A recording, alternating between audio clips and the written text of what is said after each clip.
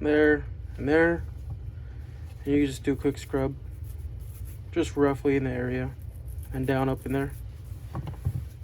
And then, so that's with the thicker oil. With a thinner oil, you just want to go just over the whole thing, just very lightly.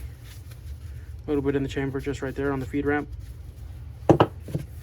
And then this is pretty good, but we'll just go again one more time on just the little rails.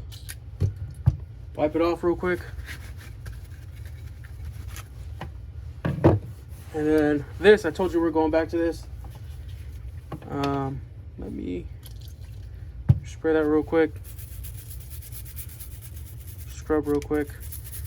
It doesn't have to be that good. And the thing with these little springs is you don't want to put too much oil, because the more oil you put on these springs, the more it collects dust, and it could really mess with your reliability. So just a quick coating. So that's good. Slide's good. The barrel's good.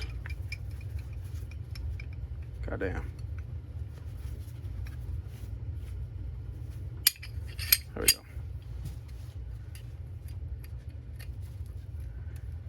Up on that second one right there. Just gonna wipe this down one more time. Up on the edges.